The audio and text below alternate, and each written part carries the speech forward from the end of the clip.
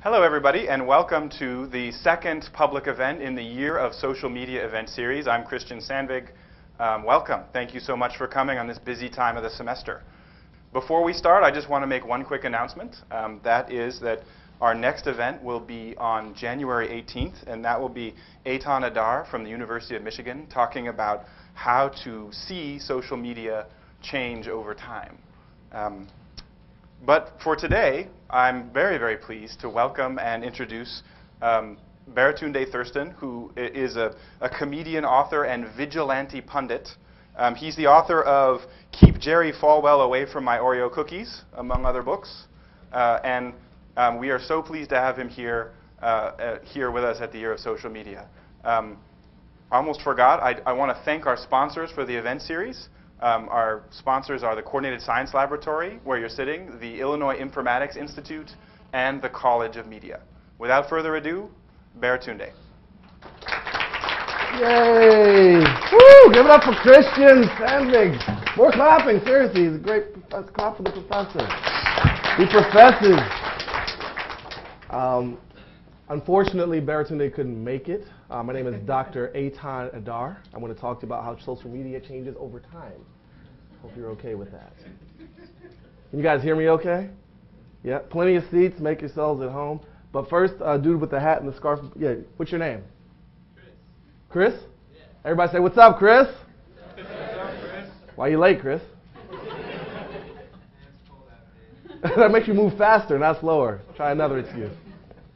Well, no, seriously, welcome. I'm glad you could be here. I'm going to talk about a lot of things tech and social media related, go on a little bit of a life journey, sample some case studies, and try to leave plenty of time for Q&A and conversation. It would be oddly unsocial if I didn't encourage that. I'd be a bit of an asshole, actually, so I'm not going to do that. What is the time we have this room till? 4:30? Yeah. All right, good.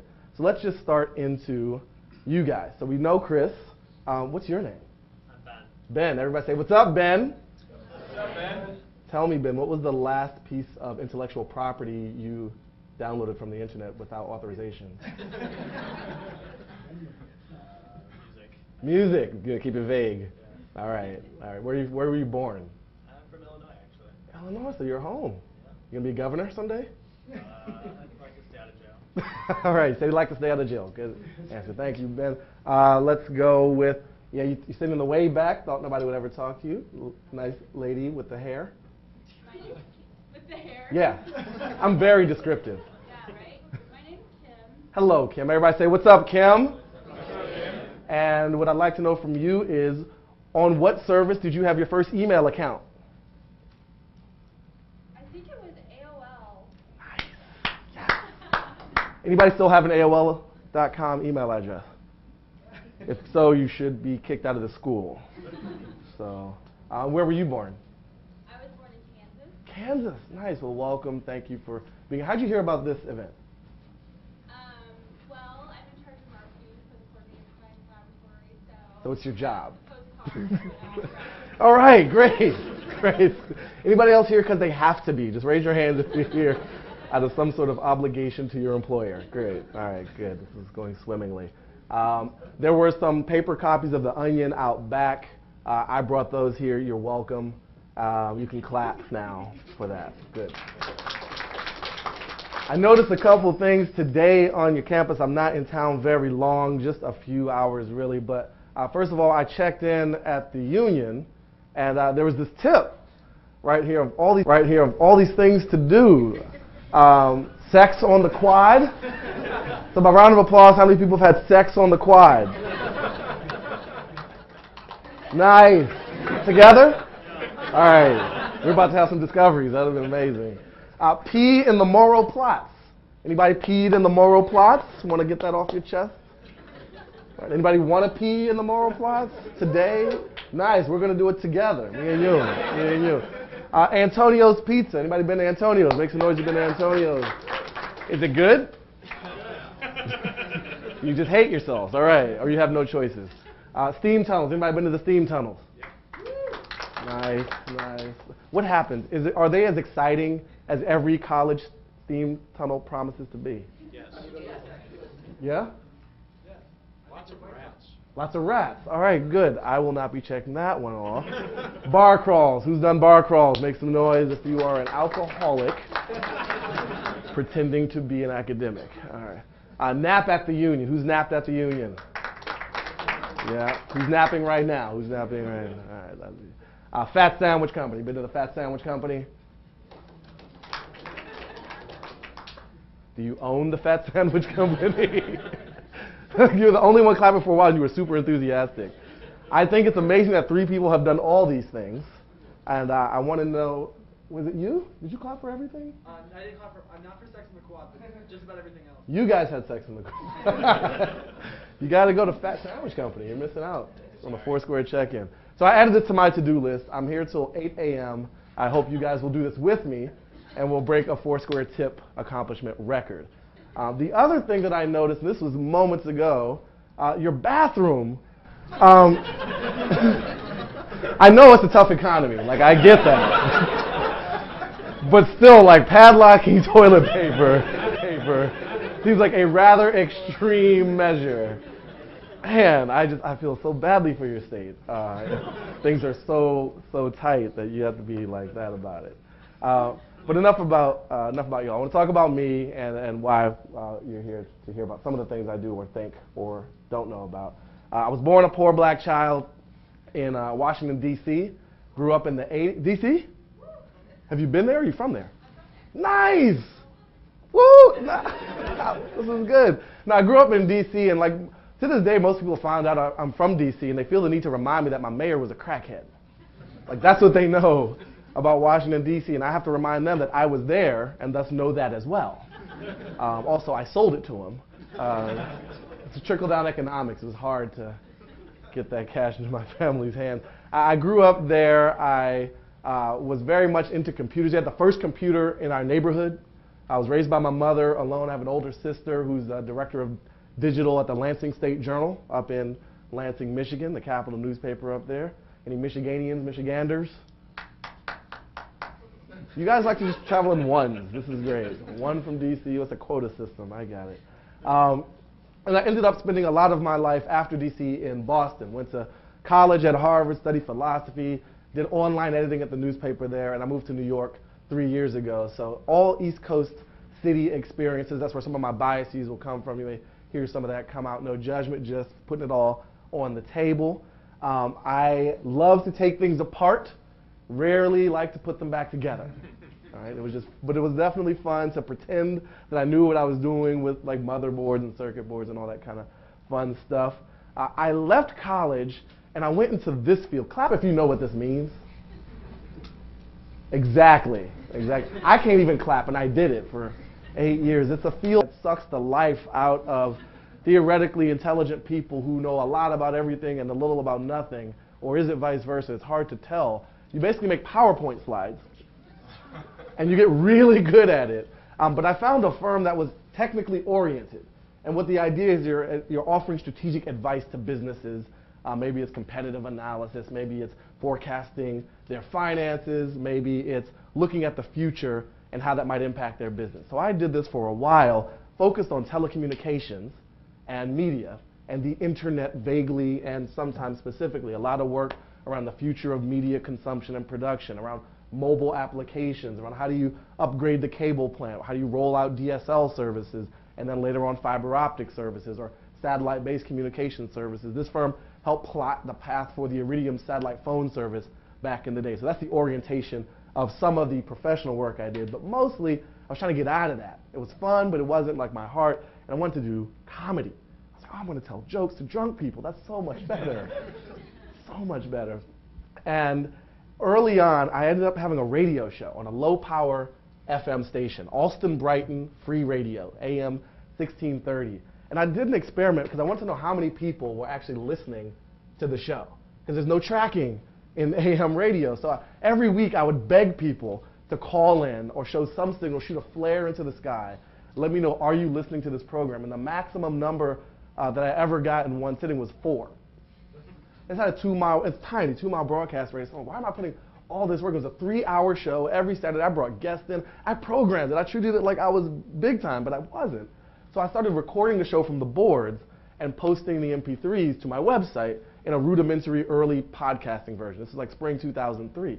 And then I'd look at my web stats package and figure out how many times, at least were these downloaded. I still didn't know that they were being listened to, but I had like hundreds on that. So I was like, this was a traceable format. People were emailing feedback in, which they weren't doing from the radio show. So the station just became an equipment base. It was like a nice hub to use some resources, but the actual audience and the interaction was all on the internet, all running off my own really, really inefficient and inexpensive, more importantly, website. So there's a sample of some of the early experimenting.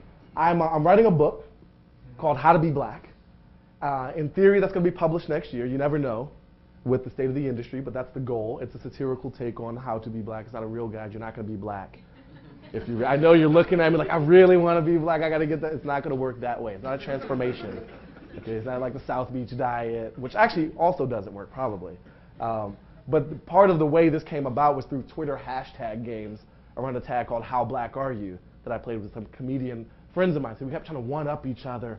And I remember there was a publisher in the audience who saw me giving a talk about the hashtag games that we were playing. And like, you got to come in. I think you should do a book. And we're going around the table talking about possible titles. And one of them suggests, why don't you do a book called How Black Are You? And I was so nervous that that would be abused by people who weren't as sensitive or nuanced about race.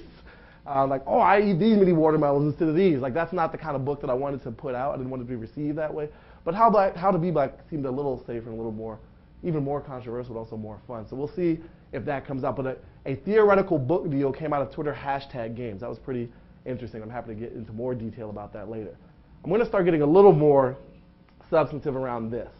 So in 2006, I was invited to help start a blog called Jack and Jill Politics. It's a black political blog focusing on U.S. politics.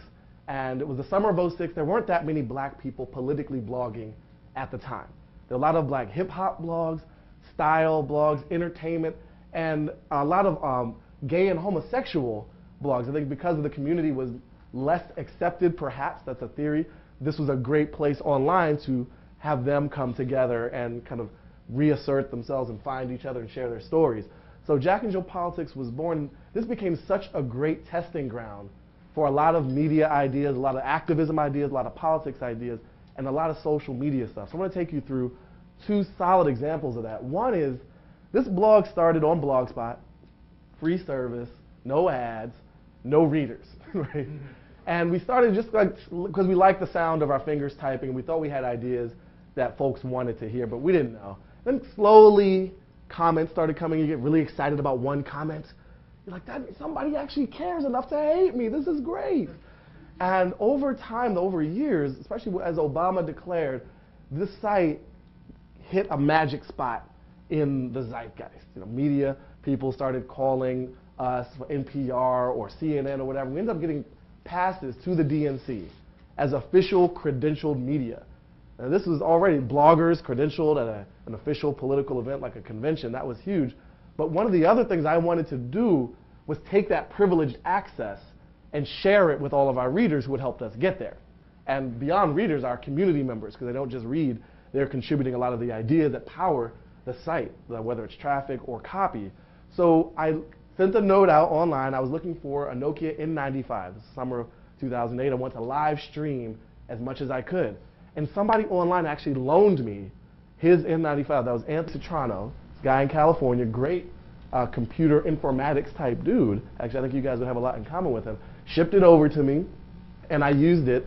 Had about a month of service, and so we were interviewing people live from the DNC, taking questions that came to the screen from our audience to ask the person on the other side. One of those people was Van Jones, who was ousted from the White House because of his alleged signing of some Marxist petition, but he was the green job czar inside the White House. We talked to a lot of politicians. We had rallies. We had regular people on the street, and it really hyped up for our own community the sense that we were all there together, even though there were really only two of us physically present.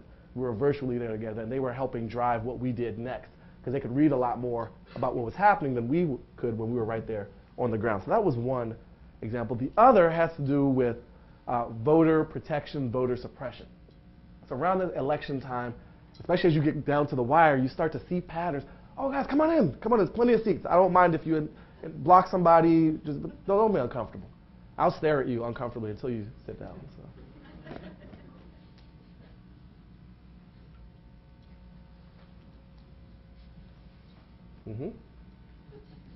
Any moment now would be great. They had to pick the hardest chair to reach.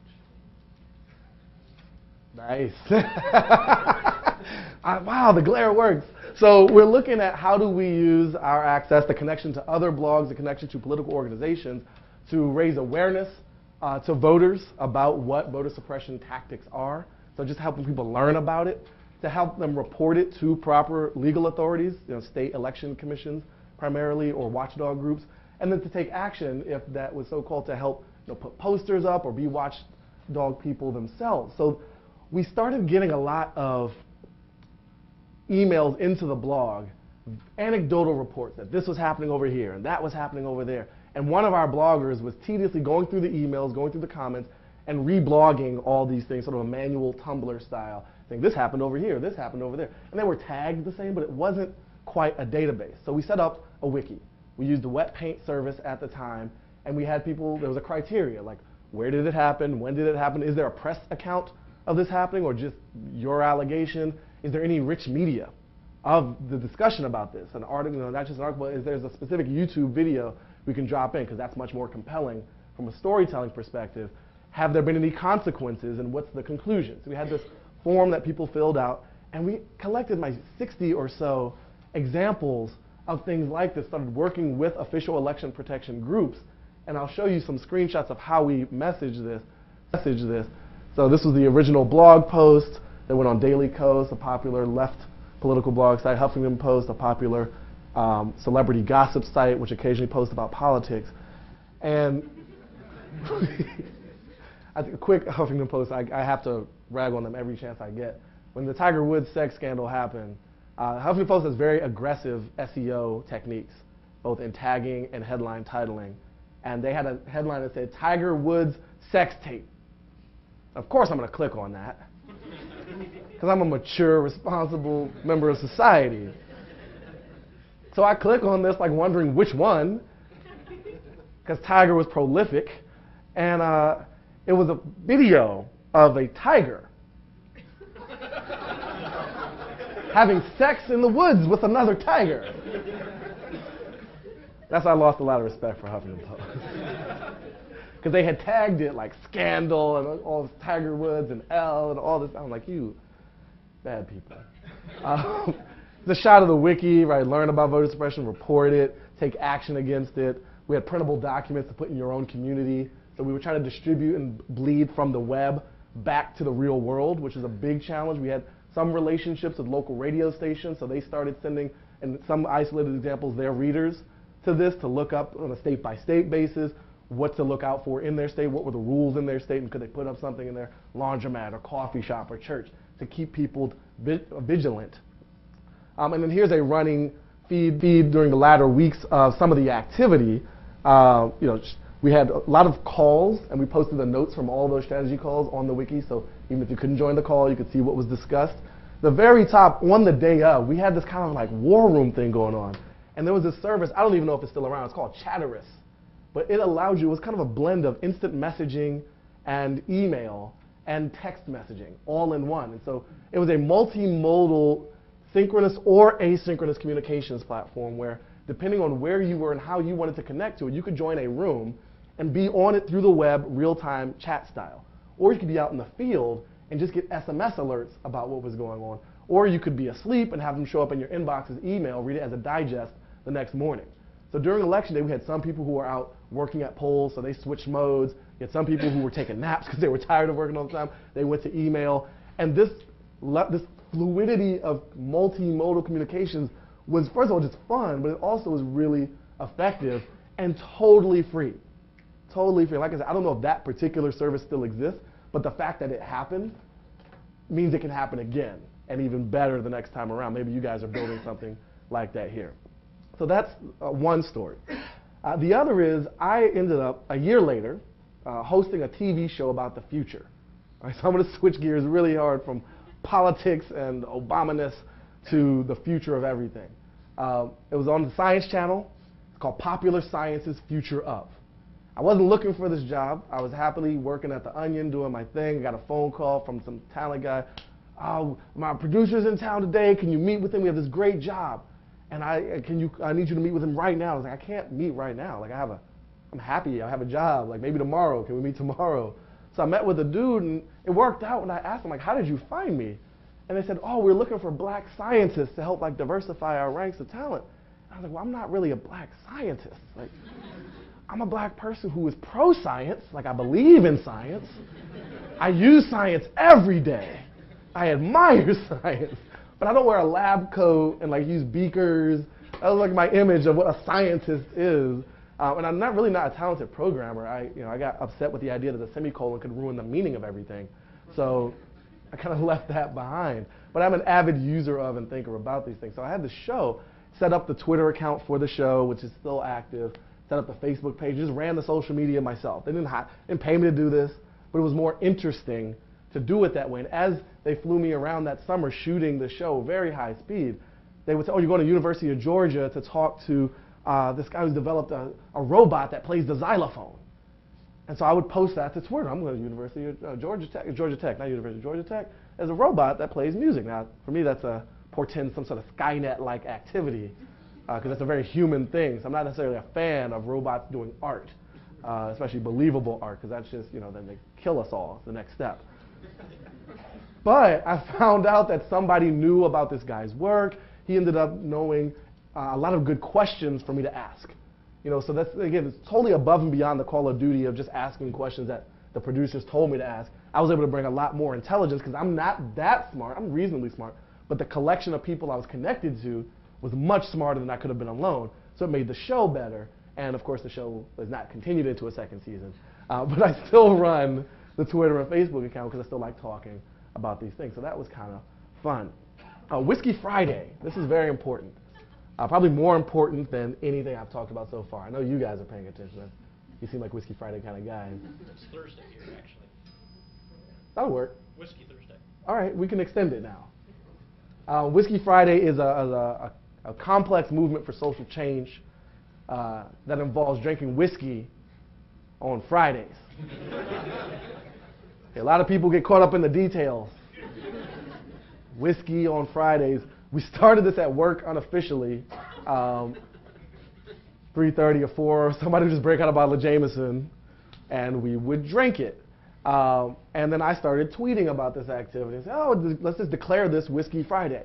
And so now we've got like this active hashtag. Any Friday, you'll see people checking in on Twitter with like what they're drinking. We got a Facebook fan page with all kinds, thousands of people checking in. We got liquor companies trying to sponsor events, and we're really trying to spread this elsewhere. It's not just supposed to be an Onion thing. I consider myself an ambassador of Whiskey Friday. I'm not the Jesus, I'm the John the Baptist, but I'm a promoter, if you will, of this very important concept that can really bring the world together. So I just encourage you that I just drink whiskey at work on Friday. I wish I could be here tomorrow to do that with you. Maybe if you want to send me off to the airport with a shot, that'd be fine. Another experiment, switching gears harshly. Twilight movies and all things Twilight are terrible. Okay? They're terrible. They're bad for you. I can't even tell you how bad, but I'll tell you this example to give you a sense of the seriousness with which I take this topic. All right? More serious than Whiskey Friday. More serious than election protection. All right? Here's the order of events. I got married. All right? My wife and I did an unabridged audiobook listening to the first 2 Twilight books. Shortly thereafter, I was no longer married. Now, I'm not saying Twilight destroyed my marriage. I'm just putting the pieces in front of you. You come to your own conclusion. You're smart people. All right? There's at least a correlation. It's dangerous. So what I decided to do after seeing the first movie and regretting it, I thought as a responsible member of society, I cannot let other people see this movie. So I decided to live hate tweet the movie. Some people live tweet the Oscars. I'm going to live tweet this and that. Live hate tweeting is just like that, but it's filled with hate. Right? So it's a community service in this case. So I sat myself in the back of the theater piggybacked on some Wi-Fi from a nearby hotel, set my monitor to inverted mode, and proceeded to ruin a terrible movie, which is hard to do because it's a terrible movie. Here's an example. All right, if Bella has sex with Jacob, is that bestiality? And if so, can she be prosecuted under Washington state law? These are important questions that no one's asking. I'm doing it live. I'm doing it live. All right? I was concerned. Some people were worried, oh, am I going to spoil this movie? It's already rotten. You can't spoil something that's rotten. And then I got this, there's sometimes in a person's life where, like, I don't know if some of you are teachers or have been or will be. Some of you are parents or have been or will be. When you can reach one person and affect their view of the world on at least just one issue, and you're like, man, my life is worthwhile. You know, even if I never achieved greatness, I helped someone else get there or prevented them from making a terrible mistake. And then I got this tweet. First, I was irked with the Eclipse spoilers, but those hashtags were so perfect, saved me $12. And I actually tear up when I think about Bodhi Chief, you know? Like, what else is she going to use that money for? In this economy, maybe some toilet paper, you know? She has to put a padlock on her stuff. So I will continue to live hate tweet on opening day all forthcoming Twilight movies because, not because I want to, but because I have to. I'm formally known as the swine flu. This is, we're going to get to crazy land here, but it's going to be a ride. The week swine flu broke on Drudge Report, especially, and more of the sensational cable news networks. This was a Monday, and it was explosive. And there was hours and hours of coverage. It was blown up on Twitter. And some people would think, like, wow, how do I protect myself? How can I find out more? I thought, how can I exploit this for comedic gain? And I looked to see, were there any swine flu Twitter accounts? And there were. There was swine flu with no space, the swine flu with no space. But they were legitimate outlets for information about this influenza virus. That is not helpful to me. So I got this one and proceeded to build a character that was an aggressive, profane, violent pig who was excited about destroying humanity. And I ended up doing this for 2 weeks, and I gave a talk about it at Ignite, these 5-minute high-speed tech talks, and it was called this: Everything I Needed to Know About Social Media, I Learned from Being the Swine Flu. And I just spread my wings and flew even faster than this virus did. Here's some examples of what I learned. So you got to brand your profile in social media. It's very important to have a name, to have a location, which is fucking everywhere. The bio, bird flu ain't got shit on me. And the image, very cute. Cute, a little angry, but cute. Right? Very dope. It sucks people in. Sucks people in. Then you want to, know your target market. Right? It's very important to understand who is tuned into this channel. So Nick Balaz would post something like the following in the upper right. I'm scared, the WHO is posting this and that. And so what I would do as the swine flu is follow him. Which means he got an email saying, you are now being followed by the swine flu.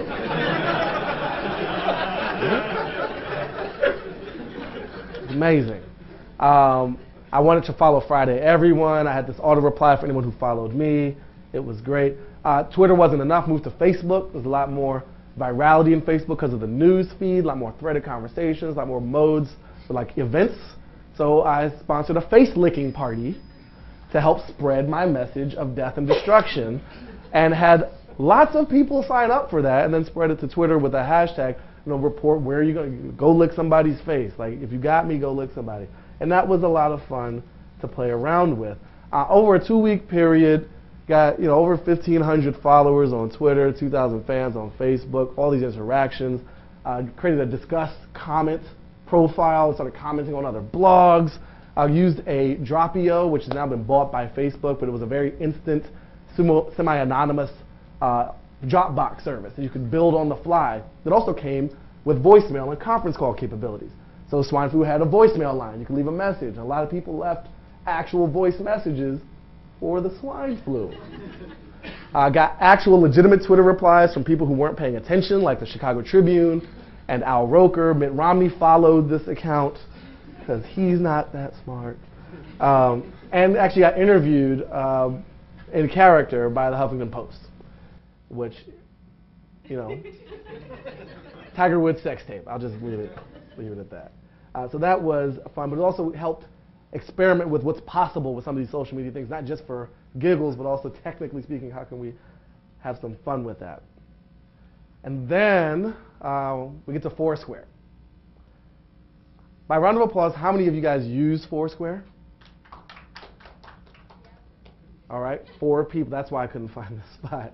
How many of you have heard of Foursquare? How many of you think you actually know what it is and how it works? All right, that's not enough. So for the purposes of those who did not clap, first of all, you missed a great opportunity to exercise and get your hands warm. Oh, you guys standing in the back, I have a rule. You have to sit down. So there's seats right up front. I'll wait, but I will make you feel weird if you don't take a seat. It's not me, it's you. So great, thank you so much. It's just better. Yeah, good. Come on down. Oh, nice. What's your name? Andrew. Andrew, welcome to the show. All right, have a seat. Great. So Foursquare is a location-based network/game. If you think about status updates on Facebook or post to Twitter that can say almost anything, a Foursquare update is, I am at X location. You're checking into a physical location that's been mapped, and you're sharing that information selectively with a group of people of your choosing. You can post those check-ins to Facebook, you can post them to Twitter. You don't have to. The idea is it's a nice passive way for your friends to know where you are and discover things about the town you live in. In addition to checking in and sharing your location, you can leave information at venues. So you can leave tips at a restaurant. You have a nice steak at a restaurant. You might tell a friend, I had a great steak at this at the Fat Sandwich Company. They have a great steak thing, right? But if your friend's not there at the time, that information is not as useful. They have to write it down in a context where it will reappear when they're at that restaurant. That is a very hard thing to do. Best to leave the tip at the restaurant. That'd be weird if we all left pieces of paper at the restaurant. Virtually, you can do that. So you leave tips, and then Foursquare has this layer of gaming on top of it, where if you are the most frequent check-inner at a venue, you become the mayor. And mayorship has its privileges sometimes. Some venues offer discounts to mayors, or give you a free appetizer every 10th visit. And obviously, you just have bragging rights. And on top of that, there are achievements, a la Boy Scouts, that are called badges. So depending on the type of activity you're doing, and these are city-specific, you will unlock badges. So if you go out 5 nights in a row, or you got enough on a weeknight, you get the school night badge, because you're partying on a school night if you check into a bar, for example. Or if you check in at airports enough, you get the frequent flyer badge. And you can imagine infinite possibilities for those. So that's basically what Foursquare is. Share your location, share information about venues, unlock achievements, play a game. There's a competition associated with it. Delicatessen is an amazing bar and restaurant in New York City, mere blocks from where I work. This is beautiful. It's all shiny and open air. Just want to lick it. I was introduced to this place by my friend Ron. Ron said, you come have a drink here with me. I did that, and it was great. And I, on that very same day, introduced Ron to Foursquare. So I checked in at Delicatessen, and he quickly became the mayor because he was going multiple times a week. He was the rightful mayor.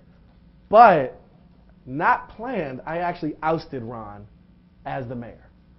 And he took it very personally because he's like, I introduced you to this place. Well, I'm like, I introduced you to Foursquare. And he's like, but you're my friend. I'm like, yeah, but you don't go here enough. I wouldn't do this on purpose. So we went back and forth. Here are the mayor oustings plotted between February and May of this year. I oust Ron. He ousts me back. I oust him. He ousts me back. I oust him. He ousts me back. We even had one the same day. He raced from central New York City down. He's like, I'm not on my watch. It goes. Yo, this is not a game, actually. And ultimately, I won.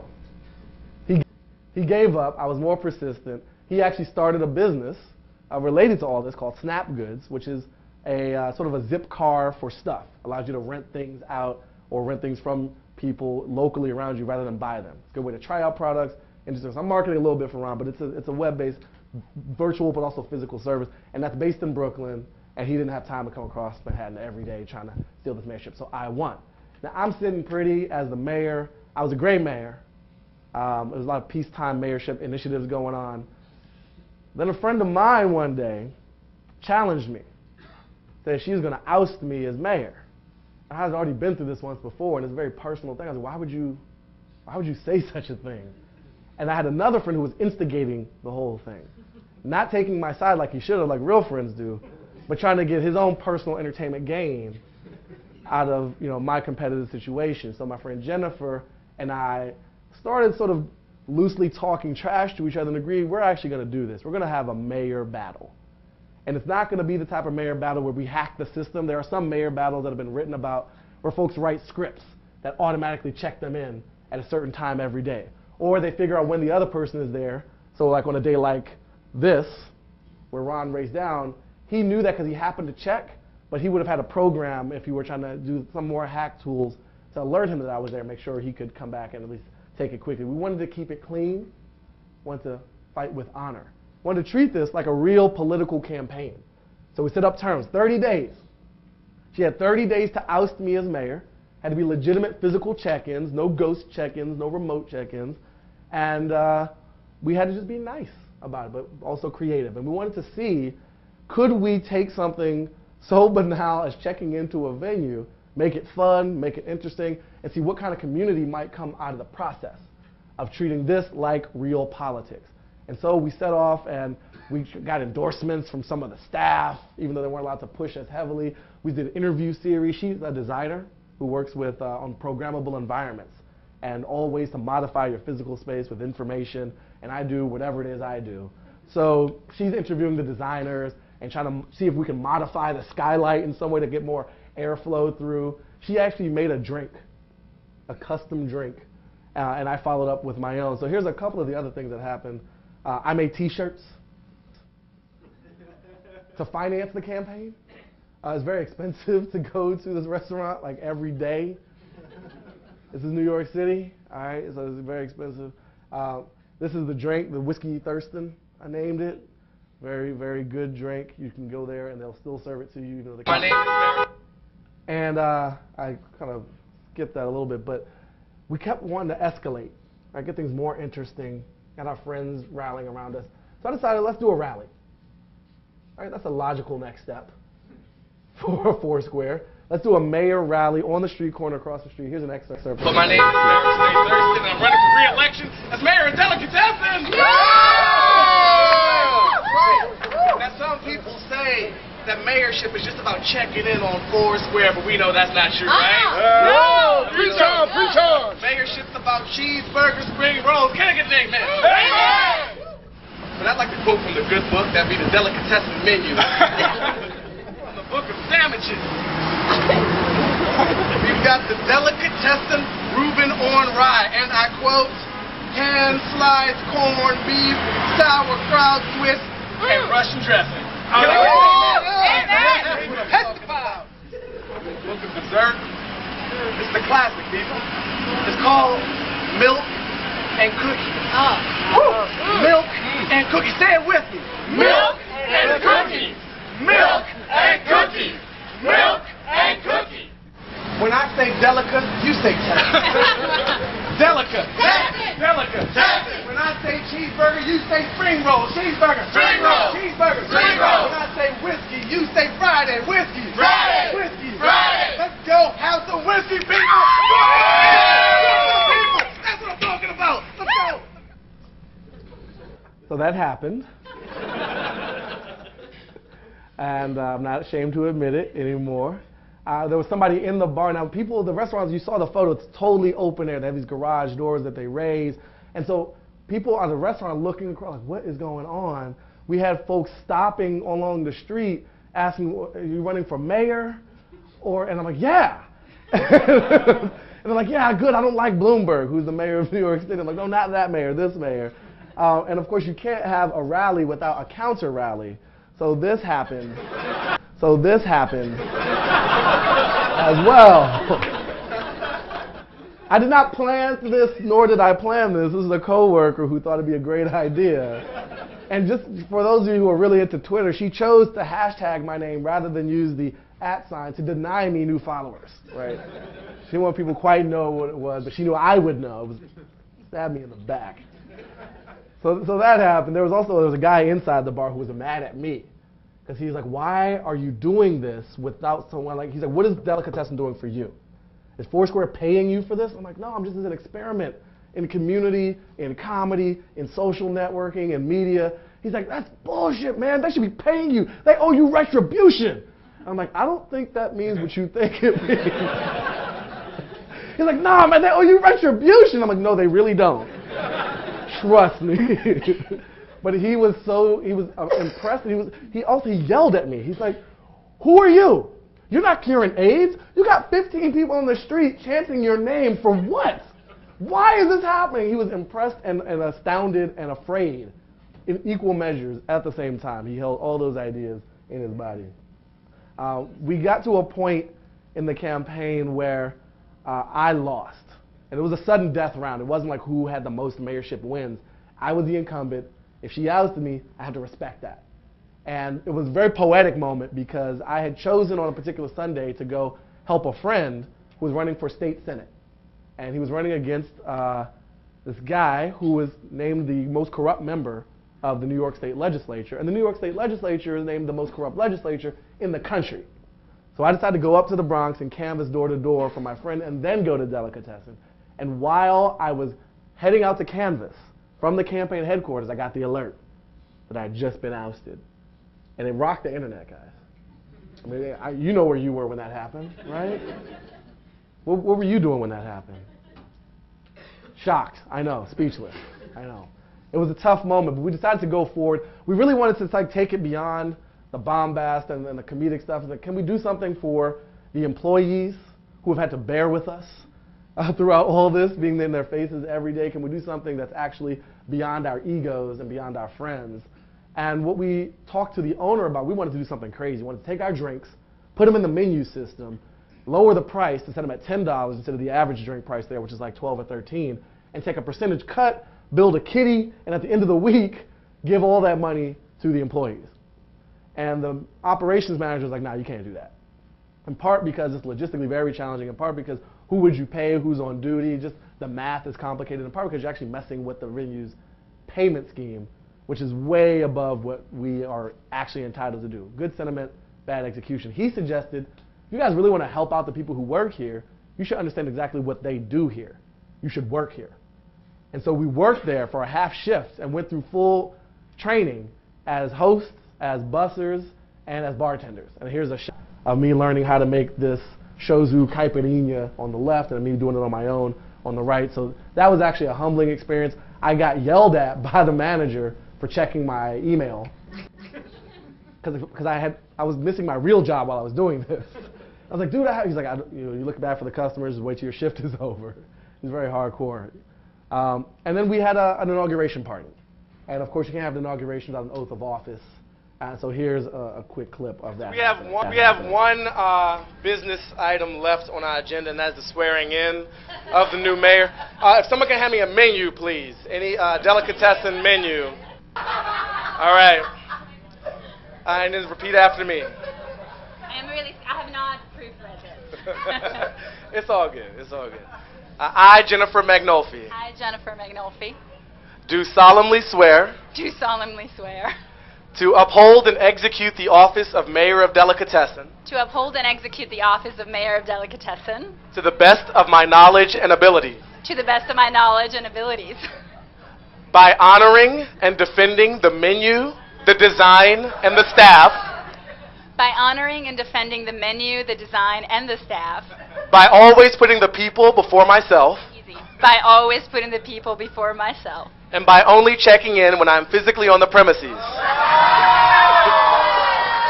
As always, and by only checking in when I'm physically on the premises. So help me Foursquare. So help me Foursquare. Congratulations, Madam Mayor. So yeah, that happened. And we had maybe 60, 50 people at that event, including one of the founders of Foursquare, head of business development, all the marketing team at Delicatessen, some reporters from Mashable. Like, this was a pretty sizable event with some influential people because they'd never seen anything quite so, I like to think, amazing. Maybe they thought crazy.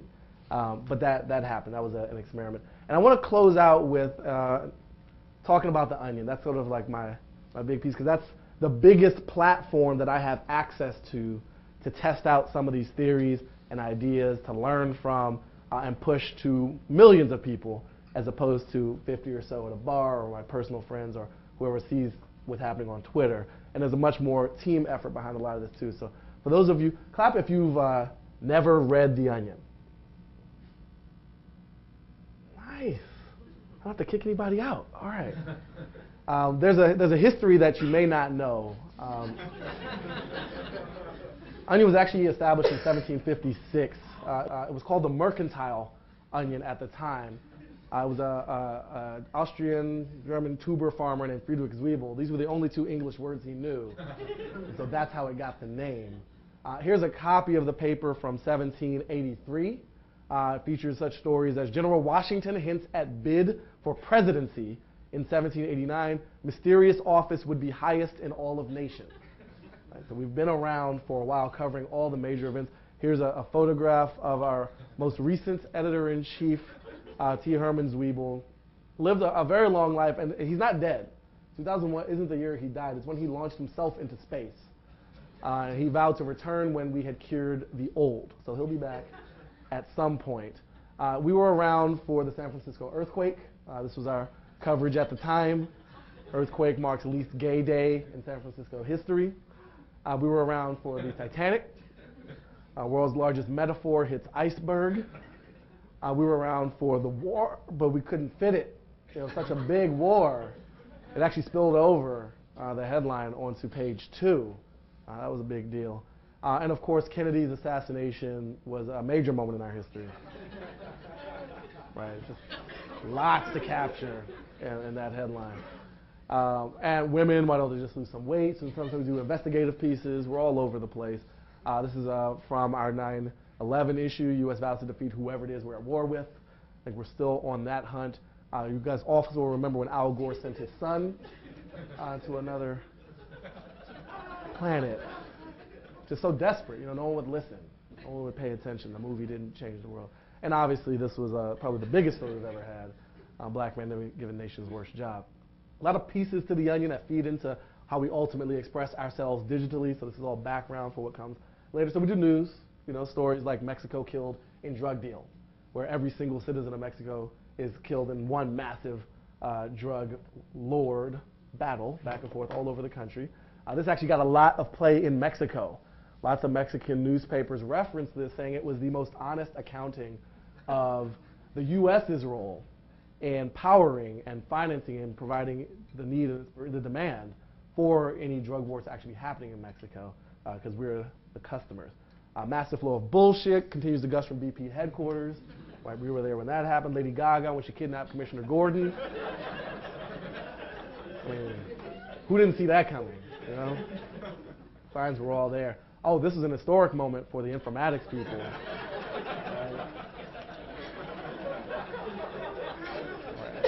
I remember where I was when this happened. I was eating some Fruit Loops. It was just dropped my spoon. I didn't know it was possible. Obama's hillbilly half-brother threatens to derail campaign. That's me as his hillbilly half-cousin. I'm all the black people in the Onion photos. Most of them. And then we got some coverage of your state here. Midwest peace talks shattered by Illinois toll booth bombings.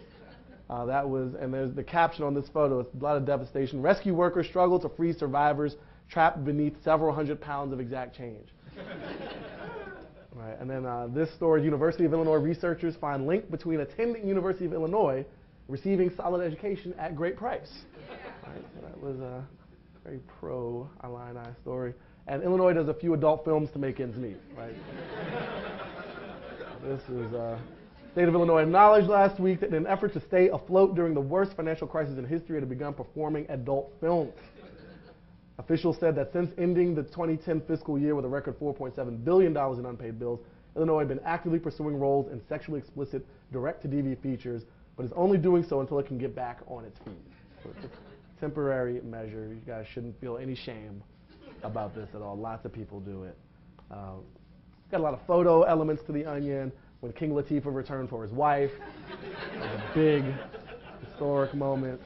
When the Tooth Fairy helped itself to more teeth, that was painful.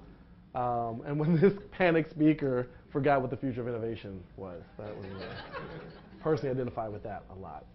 Sometimes you just need one line to communicate a full story. Suspect in 2007 yogurt theft moves out. That was a big revelation. Attack ad convinces voter that other candidates just plain wrong on the facts, just plain wrong for Ohio. Actually works sometimes. And in this case, the Huffington Post has launched a new print edition featuring articles torn out of other newspapers, just extending their model offline. Right? Magazines are a big deal. People like big glossy things, so we do a big feature on something like Pretty Balloons. But then the next week we'll do this hard-hitting piece. They tried to teach my baby science. This mother's quest, for justice. Really, it's her baby. She'll be able to be as ignorant as she wants it to be. But then follow-up, right? Pretty Balloons, where are they now? Things missing from our information-rich but knowledge-poor society. All right? We have a radio news division, which is a top-rated podcast and award-winning. We have publishing. We do books. This year, Gene Teasdale, one of our columnists, has a book. It's our first columnist book coming out. And the heavy growth area for us is the Onion News Network. This is our video wing, around since 1896, so a lot newer than the paper. 92 million homes, 500,000 prisons, which is extra important. People often forget that population. We actually did win a Peabody Award. We are advertising based, and here's a sample of what the Onion News Network actually looks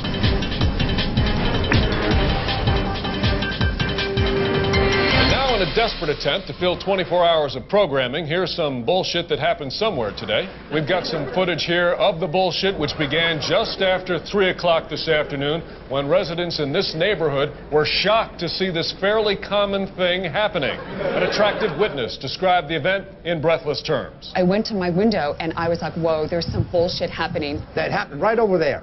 I'm an older man, so you can trust what I say. Authorities in special uniforms rushed to the scene to stand around while our cameras filmed them. Our reporter Keith Collins joins us now live from the scene of the bullshit through the use of expensive technology. Good to be with you again, Keith. We have a colorful graphic here that shows instances of bullshit like this are on the rise. Is that right? Yes, although why is unclear. Some say it's because of one fucking reason. Others say it's because of some other fucking reason. I talked to this random expert on the subject who told me this thing you're about to hear him say right after he points at a piece of paper. I spent my entire life attending the nation's most prestigious schools to talk about bullshit like this. I'm really just happy to be on TV. Now let's see if we can drag this out a little longer by showing emails written by some of our viewers. I once saw some stuff kind of like the shit you're talking about happen. I have nothing more to add. Another person says, I am angry that things like this happen.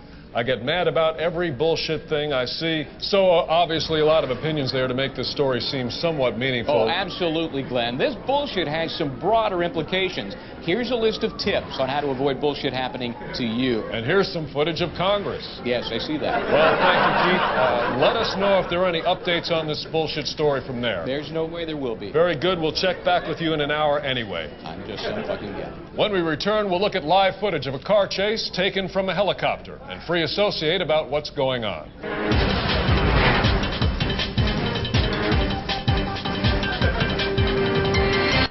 So that's what it is. Now I want to get a little bit behind the curtain on the digital side about how this operation actually functions. Yeah, I'll just say that. We got the web, big component of what we do, social media, apps, and other stuff in the future. My job there is director of digital. So I'm sort of in charge of, have influence over, at a minimum need to know what's happening in every bit-related thing the Onion does. It started as web-focused and web editor, and moved to, because of the rapid expansion of what web was and what digital really is, covers all these areas and whatever is invented tomorrow by people like you. So our website, first of all, we put the site online in '96. One of the first newspapers to actually get online. Too many webbies to count at this point. We use them as pencil holders for our interns. 7 million uniques a month, 15% of that mobile and growing. And the AV Club, which is our sort of non-satirical pop culture coverage site, has about 2 million and hosts 2.5 million total comments at this point in a homegrown system. For the real techies in the room, here's what's under the hood. We used to be on Drupal with the Onion, which was a big point of pride in the Drupal community, but we wanted to build our own system, so we switched to Django. It's a custom server-side video encoding solution, so we don't just use some off-the-shelf system. We actually upload all the raw videos to the server, and then they spit out whatever formats we need, depending on the device that we're pushing that video to. There's always new devices, always new interfaces, so you have slightly different frame rate or codec or resolution. Same with the photo cropping that happens on the site. They're dynamically resized now, so if we change our layout, we don't have to manually go through and recut all these photos. Postgres and Python. Our developers love this way more than MySQL and PHP. Built our own video ad server, our own e-commerce, and mobile. And we use Git to manage our source code. So bam! 4 servers, 1 database, CDN base, except for some dynamic elements, 3 developers. There's a head of architecture, a head developer, and a front-end developer. And that's it as far as raw tech power. We have 2 web designers and me and the web producer to help coordinate all of it. But very light for the amount of traffic and the amount of reach that we have just in terms of brand. We do some interactive features like explaining soccer to the American people during the World Cup. So when a player gets a red card for causing an opposing player to blatantly fake a horrifying shin injury, we can let people know what that is actually all about. Sometimes it's helpful to put one word larger than the next in a slide and attempt to make it more dramatic. A little time to talk about what our social media thing is. So here's how we talk about social media and our coverage.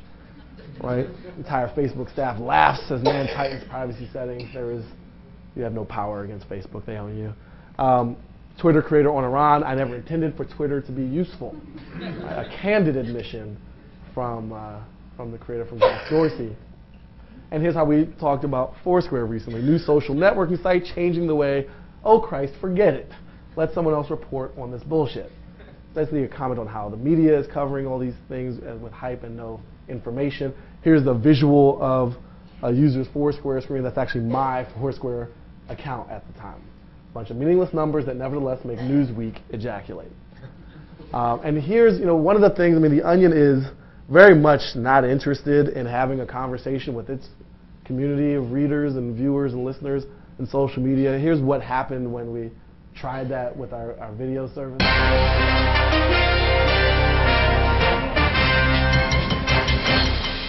Moving on. The first installment of our new interactive segment, Viewer Voices. What's your opinion? Giving you a voice. Talk to us. Let's chat. All right. If you have a question or a comment about one of the segments you have seen on our network recently, you can email, instant message, or text us at the address you see below, and I will respond right here on the air. What's your opinion? Time for Cyber Mail. Your story on the anorexia epidemic in our high schools was scary. Are there other problems for teens these days? Thank you for that question, Samantha. My answer is yes. Teens face many problems, hundreds, maybe thousands of problems. New message. Instant response. A text message from Paula in Portland, Maine. She writes, what about $sign to go for schools then? Paula, that's very vague and not really a question. Let's move on. New message. Talk to us. Let's chat. Looks like we have an instant message from Dayton, Ohio. Doc Chewy 89 writes, your report on Asian immigrants was terrible. You are a racist. Well, Dr. Chewy, you clearly misunderstood the meaning of the piece. It was not intended. New message. Well, then I advise you, sir, to change the channel. This network's success certainly... New message. Sir, I am a respected news anchor. I have been in this business 40 years. New message. Fuck you too. Viewer voices. What's your opinion? Talk to us. Let's chat. All right, you can email or instant message or even text us at the address you see below there on the TV. Doesn't always increase the conversation's value.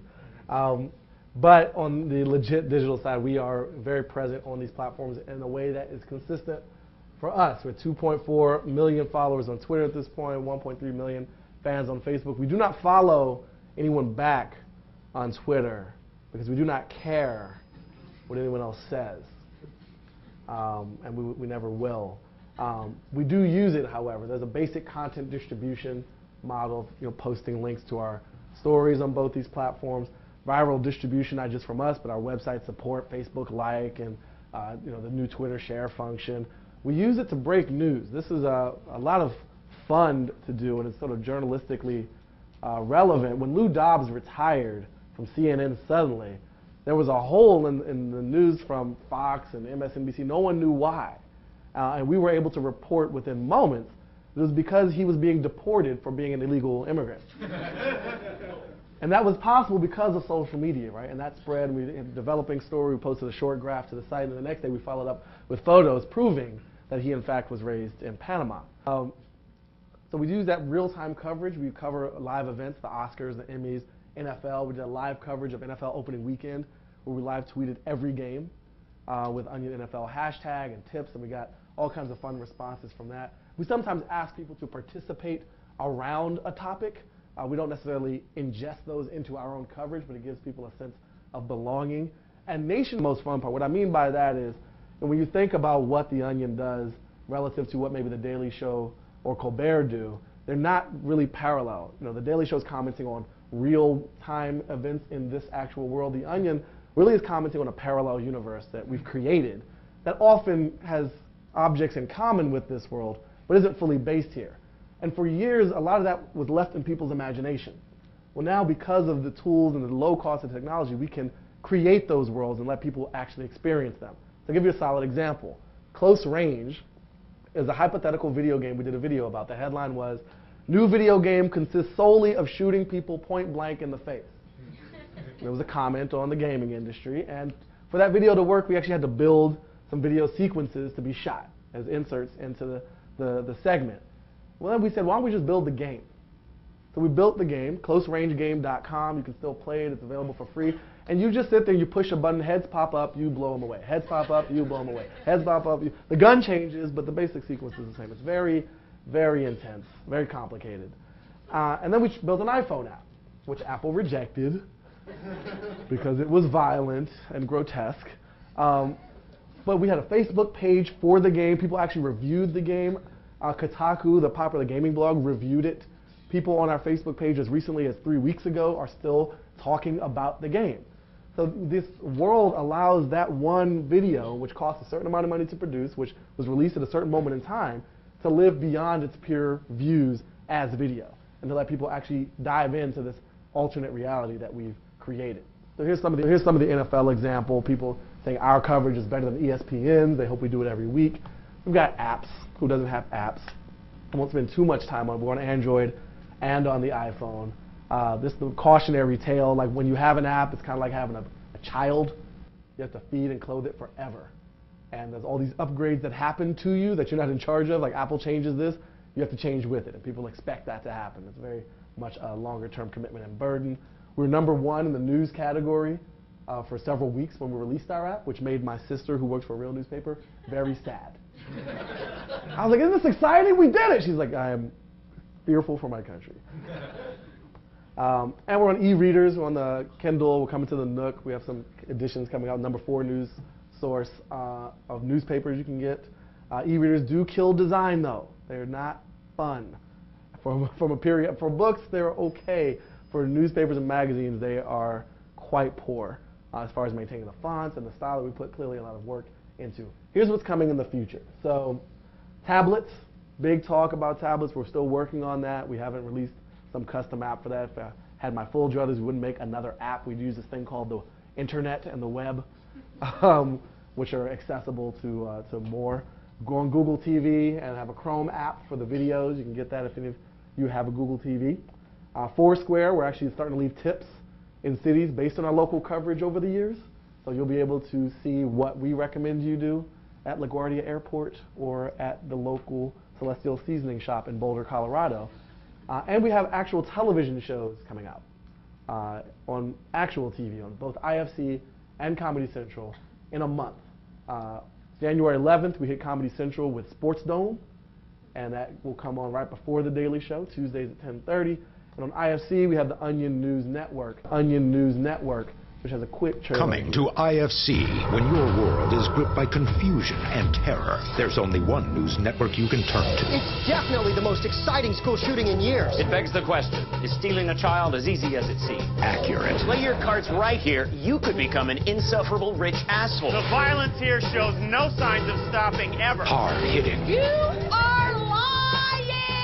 With over a century of broadcasting experience, 407 channels, 9 billion viewers across 811 countries, and cameras watching over 80% of the world's population, with anchor Brooke Alvarez, a glimmering lighthouse in the murky waters of cable news. It's not always easy trying to talk sense into millions of people. And an army of reporters bred to lack human empathy or compassion. Everything you've been told is a lie. The only truth is here. The Onion News Network is news without mercy. Coming to TV, January 21st, only on IFC. And that's the Onion's motto in Latin, which translates roughly to "You are dumb." That's attitude. And this is my last slide. We are now open for applause and questions in that order. Awesome. It worked. We did it. Thank you. We got a lot of time, at least about 20 minutes. I hope that's enough. Now we can spill it over to the reception. So there's no quite order. If you ask a question, raise your hand. I'll repeat it for the microphone's purpose, for those on the stream and being recorded. A lot of stuff to talk about. What do you want to know? What do you want to say? Let's have a conversation. Let's chat. Viewer voices. Let's do it. Yes, in the very back. Name? Chris. Hey, Chris. So, because you decided you wanted to be a comedian because the job that you were originally working was like strategic whatever, when you made that decision, how did you become involved with The Onion? Did they kind of discover you from the podcast, or how did that happen? So the question was, since you left the strategy consulting, pursuing this comedy path, how did you get the job at The Onion? Did they find you through the podcast or some other means? They did not find me in that way. The Onion is a very hard place to work. Most people you can't work there. Most people are like, how do I get a job at The Onion? You kind of don't. It's just rare. It's a very small group. There's 8 full-time writers for the paper, maybe 6 full-time writers for the video, and a creative team around that of editors, of designers, et cetera. But it's a very small core team of creative folk. I had been doing comedy starting in 2002 in Boston until 2007, moved to New York to get further away from the consulting. It helped financially to avoid the pure starving artist path, but it was not satisfying my soul, and I felt much more compelled with the politics and the comedy stuff. Moved to New York just to be closer to what I wanted to be surrounded by people doing what I thought I wanted to do. And within 2 months of moving there, I heard about this job that The Onion posted publicly, which is rare as well, for a politics editor. And this was September of 2007, and they were gearing up for the election coverage. And they wanted somebody to coordinate all that. They already had a brand for it. It's called War for the White House. But they wanted to be a special new website that they built at warforthewhitehouse.com, and integrate the video and the radio news and all the text coverage. So I applied for that job. And 4 interviews later, they changed the job into, politics editor, but also web editor. So 2 jobs for the same price, because they're negotiators. And I couldn't really say no to The Onion. So that's how I ended up getting the job. A friend told me about the posting. It was on a site called Media Bistro. I was fortunate enough to make it through all the rounds and prove that I had what it took. So yeah, luck, a little talent, a lot of timing. Thanks, Chris. Did you have any experience with politics before you got into The Onion? What's your name? Laura. Laura asks if I had political experience before The Onion. Yes. I grew up in D.C., so that's one. I had a very, very, very political mother. Not in terms of electoral politics, but at least in terms of slightly more radical and definitely more eye-opening, consciousness-building things. So I was always watching news heavily and focused on politics. Like I listened to NPR and watched C-SPAN for fun. So there was a knowledge of politics addiction thing that was going on. I worked on a campaign in Massachusetts. It was the first actual campaign I worked on for a state senator. I was going into my house, and this dude was clearly selling something. And I had groceries and no time. So I'm racing like I'm running from a vampire or something. Like, let me get the keys in the door. But he made eye contact, and when it's human to human, it's kind of hard. You're just a really terrible person if you deny that human connection once you've made eye contact. So I finally listened to him. He didn't win, but that was my first taste of on the ground And I've been writing about politics through Jack and Jill Politics, of covering it, not just comedically, but also from some policy and just opinion perspectives. Yes. So you use Facebook, you use Twitter Mm-hmm. with The Onion. How do you think they have changed the nature of the stories on The Onion, and how have Twitter and Facebook been different in terms of getting the message across for The Onion? Can you share your name with the audience, please? Carrie asks, from an Onion point of view, how have Twitter and Facebook potentially changed how we cover things? How have they affected us as publishing and having a platform there? Is that a good? How are they different, or how do they? And how are they different? Those are a lot of stuff. Let me unpack that. I hate when people say that. It's meaningless. It's not actually packed. It's just words. Okay. So I don't think it's changed the way we write. It certainly has changed the way we release. And The Onion went online in '96. We used to do a batch publishing process. Every Wednesday was Onion Day on the internet. You go to the site and there'd be a whole new issue up, like every article. You have to wait till next Wednesday for anything new to go. When I got there, they had shifted to daily publishing at midnight. Right? So in November of 2007, they stretched out the content over a 5-day period, all the weekdays. And it would go up midnight, 1 a.m. So that the idea is when you wake up, you want your Onion. What I helped lead was a slow disaggregation of even that model. And it certainly shifted our publishing dramatically, first based on RSS feeds, and then when Twitter came along, it dramatically, because you wanted to publish when people were actively at their computers, not with some idea that they're going to come to your site because you're that great. Because you're not. You know, there's 1,000 cat videos to watch at any given moment, and they come to you. You know, your friends are always forwarding this stuff. Your Facebook wall is full of it. So we have to be where people are and when people are. And that meant shifting to a more peak hour telecom type model time. So that has shifted things. And we also sometimes split stories, like the Lou Dobbs case, where we want to get out and say something. We'll break off a piece of it, get the headline out. We do a lot more one-liners because they travel so well. I mean, our content is retweeted much more than most other news organizations. We're the number 4 ranked news organization on Twitter, behind Mashable, CNN Breaking News, and The Big Picture, which is a photo blog at the Boston Globe. And we're number 4, which is great and terrible. But it's in part because we're built into that 140 character. We've already been that. I think the other thing it's done is we've always been viral. Even before these explicit social media tools, email is a social media tool. And everybody has some experience of emailing an Onion item to their friend or receiving one from their friend. And you know it's a good one when you get it from multiple sources, like, I don't know, I already saw that story. So I think this has accelerated that. Facebook's our number 1 source of traffic, of referral traffic at this point, and maybe actually total traffic, even over direct. So that's dramatically shifted things. They're different in that Twitter has a much higher tolerance for volume and is much more ephemeral, right? It fades. The half-life of a tweet is like 4 minutes, you know, and then it's gone, and people won't get upset if you over-tweet. Facebook is much more personal because we're not just there. Like, Twitter's information. People subscribe to other news sources, less friends and family-based. Facebook, you got baby pictures and more baby pictures and then pictures of babies after that. You have all this proof that husbands and wives have sex, basically, and their equipment works. Every day you got your siblings graduating from college. So when we interrupt that stream, we cannot be as aggressive. And one great example, when we did the live tweeting of the NFL, we got a lot more complaints from Facebook people about us dominating their feed than from anybody on Twitter, where you just dip your toe into the stream and you dip back out. It's less bothersome, it's less personal. So I think those are some of the big differences. Thank you, Carrie. Beard Dude. Name. Brian. All right. I think there's a lot written online to kind of guide people on how to have a social media presence, but I don't think anyone has a really good concrete answer for how to get people away from the screen and actually doing things in the real world, whether it's showing up somewhere or engaging in a cause. So what would your take? It seems like you have some experience actually generating more real world action out of the social media. What would you recommend for a town our size that's smaller than New York, not as, I would say, young or digitally connected as, let's say, Manhattan? Question about how do you drive from the screens, from the glowing rectangles that power our lives to actual in real life experiences, especially in a town like Champaign versus New York, which is smaller, less digital, less connected.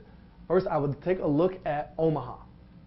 Big Omaha is a conference that happens every year. There's a parallel in your question to just the digital strength and presence and community of cities, large metro cities versus more rural or smaller towns. And you look at a conference like Web 2.0, which is in New York and San Francisco, South by Southwest, which is in Austin, digital whatever. But you have a lot more regional things happening. I just spoke in New Orleans at an event called TribeCon. And I would look at both of those and Big Omaha as examples not only of conferences, but of communities that are attracting digital people or bringing out the digital people that are already there. And they do meetups. They actually have an office space. A lot of them have built co-working spaces. But I think one of the things that has worked is a regular salon type thing, right? Well, they speak to each other a lot. There's a great event called Ignite. Have you heard of it? All right, so Tim O'Reilly of O'Reilly Publishing coined the phrase Web 2.0. His organization has created a series of events called Ignite Talks. They are 5-minute, 20-slide tech talks. They auto-advance every 15 seconds. And people, it's fun. They're almost always funny, certainly entertaining. And they're chock full of knowledge, and they're only 5 minutes. So lots of towns of all sizes do these events. And it's a fun way to get people in a room to exchange information and knowledge. And you can have some beer, you can have some popcorn, some peanuts, you can have Antonio's Pizza. Huh? Who's paying attention? Right? This guy. and make it work for you. So you got a lot of space around here. There's nothing but space out here. It's just flat, right? You just do it in the middle of a field. Keep going. So you can think about organizing events like that. I think that's a big way. I think there also is a way to think about how some of these tools they're still so young that they're becoming more physical. When you look at Google Hotspot or Foursquare, Gowalla, Facebook Places, they're trying to make that leap back into the physical world because they realize it's not all about playing online games or instant messaging or other electronic interactions, that there's no true separation, that we're attached to physical space in an anthropological and physical way, in an evolutionary requirement to be around other people. We die if we're alone. We go insane if we don't have contact. So, and a lot of that is based on physical contact too. I hope that's a start to an answer. We can talk a bit more about it. I can just make up more things later if you want. Sex guy. Awesome. I'm Eric. Hey, Eric. Also known as Sex Guy on Twitter now. Following up with what you said, there's a lot of cool stuff that can happen with. I have this computer on me all the time that has GPS tracking of me and avoiding all the scary stuff. Where do you see that going? Like Foursquare is a start. Right. What else do you see? What else do I see? Everything, everywhere, all the time, at an exponentially, almost unfathomable level. There's no. We've started to use computing as a sort of outsourced memory bank and to some extent an outsourced brain, not just for information but for calculating things. Recognition. Who are you? You're not just Sex Guy. You said your name. I forgot it. It was that fast. There's going to be a running TiVo-like service, some running personal DVR to let me recall, or through tagging, know who you are through these glasses. And they're going to say, oh, that's the guy who said this. You said something. I think I said you wanted to be black, and you didn't fully deny that, so that was interesting. And you're one of the professors here, and Carrie, right? So, but there's a lot of information I think that always escapes us that will no longer escape. I think you also have a sense of even more along those lines, unlocking that information. So you walk by a building, there's a whole story to it.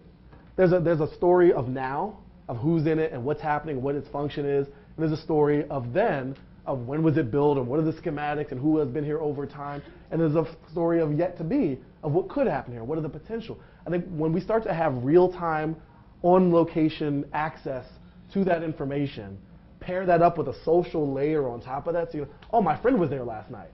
Not just my friend told me he's there now. That becomes a little more interesting. We start to add history and trend analysis to see what the hot spots on this campus are, for whom, at what time. So guys with beards spend more time in the union at this hour in this part than women with beards do, right? That's sort of an interesting layer of analysis that's not going to be, a lot of that stuff happens later. A lot of that stuff is sort of part of visualization, which takes this huge bank of data and spits out a report later, but you don't have access to it when you're there. And so I think the currency of that, both information and the analysis and the relevance on top of that, is going to be pretty big. There's also, I think, it's going to be a lot less, because of that, distinction between in real life and virtual and on the web. There's still, in the news, are very popular, like, oh, he's living an online relationship. It won't matter. We will feel naked without the online stuff. You'll feel like the world is flat and dimensionless and empty because you don't have access to the information layers that are present in all the physical structures around you. It's a great book you got to read. It's called Daemon, D-A-E-M-O-N. And there's a follow-up to it. You know what? Let me do this. So read that. That's the book. It is one of the most technically accurate suspense thrillers ever written. It's written by a computer security specialist about a game designer who dies but leaves a semi-intelligent AI behind to carry out his will and turns the world into a gaming platform. That's informed a lot of what I told you. There's a lot of science fiction about that as well, but it's so close to reality. Someone back there. Yes, you. Hi, Vanessa. Great.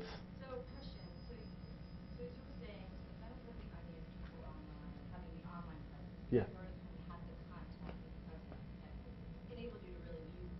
Right. In a way that sort of already a little bit of ahead, you were ahead of the game. Mm-hmm. So taking like traditional news right now, newspapers, trying to implement very similar digital programs, you just don't have necessarily that presence already. What's your biggest sort of recommendation or look at that, like big take from what you guys are doing, start to integrate that into traditional formats to try to start to get forward and move those down there? Like, I'm envisioning, what are your conversations with your sister that's coming from traditional news? What are my conversations like with my sister coming from traditional news, and how can quote-unquote real news learn from America's finest news source, The Onion?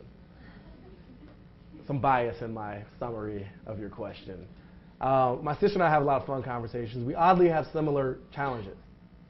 She has a staff in Lansing, which is a much older set of reporters who are not naturally embracing of technology, who entered journalism for very different reasons back in the day, who have aspirations and goals which may no longer be relevant in terms of like, I want to be published and Pulitzered, and those things are changing so fast. The business needs are similar. They're both online. You're still advertising-based business. And how do you distribute that digitalness throughout the organization?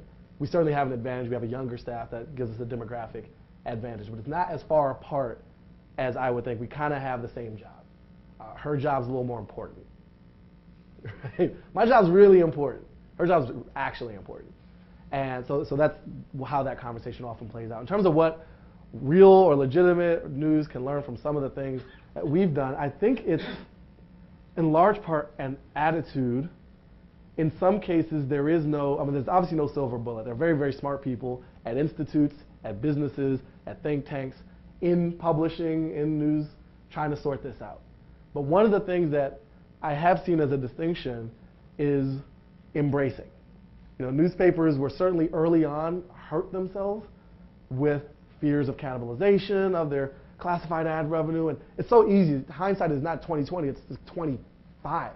It's extra sharp. Like you see exactly where you messed up. So it's not completely helpful for me to point out historic mistakes. But I think it is helpful to acknowledge those and think, okay, what if we let people? That's not my computer. I don't use a Dell. But what if we let people go a little bit? What if we experimented with the formats a little bit? One thing that her paper actually does, they deployed a reporter regularly in the field called a mojo, a mobile journalist. Sat them at a coffee shop, put them in the community. There was such lack of trust between the community and the paper. Right? The paper is this big brick building which does what it wants, so its editorial board does this. All of its motives are suspect, and you never encounter it unless you have a complaint about your subscription didn't show up, about you were misquoted, about you failed to cover this story in this way or that way. Putting a face on it, putting some physical human contact on it, putting every Friday, our journalist is going to be at so-and-so's coffee shop with a laptop, with a flip cam, or an N95 or 97 or whatever the current version is, can help build that relationship and remind people that you exist. I think there's so much competition for attention beyond the genre that you're in. You're in the news business, you're competing, like I said before, with cat videos. It doesn't matter. People don't care anymore. They're like, do I watch The Walking Dead on my computer screen, or do I read this newspaper article? So it's information competition, not news competition. Do I read my friend's blog post, or do I read your investigative journalism about contamination in the soybean fields? You know? So making it, I mean, there's some obvious social stuff which I think everybody's doing, but I think some attitude change and some real respect for the value of the relationship, which is not as easily commoditized as the information itself, can help in that process. That's just the beginning of an answer. I don't have enough time, or you're not paying me enough money to fully think about that on the spot. There was somebody in this zone. Maybe it was answered. Anybody else? Yes. There are Name. Trish. Hey, Trish. There are so many new tools all the time coming out, new platforms. Right. Maybe primarily with your Onion hat on. How do you make decisions about what places it makes sense for you to be and what things don't really make sense and you know you don't Yeah. have as part of your strategy? I grew up loving technology, you know, and I went to college. I always had the computer. I patched together 2 computers to make one. When I couldn't afford a computer, I looked at scraps. And I used to go to the Consumer Electronics Show every year, read Wired and Information Week and the MIT magazine, technology. And I hate technology now. I hate it because every day it makes my job harder. Every day. As soon as I get used to Twitter, here comes Foursquare. As soon as I get used to Foursquare, here comes Facebook Places. As soon as I get used to that, here comes QuarkKnock. You know, what's QuarkKnock? I don't know, but it's coming out tomorrow. It's going to change my life for the worse. I'm going to have meetings about it with somebody and talk to partners about it with somebody and take more time for my 3 developers to put some energy into it. So mostly it's a frustrating experience, and it is not as much fun, honestly, as it used to be. Like, I love it, but I also hate it because it makes my life much harder. I sleep a lot less, and I'm thinking constantly. We take guesses. We certainly plant flags early on, but don't build houses there.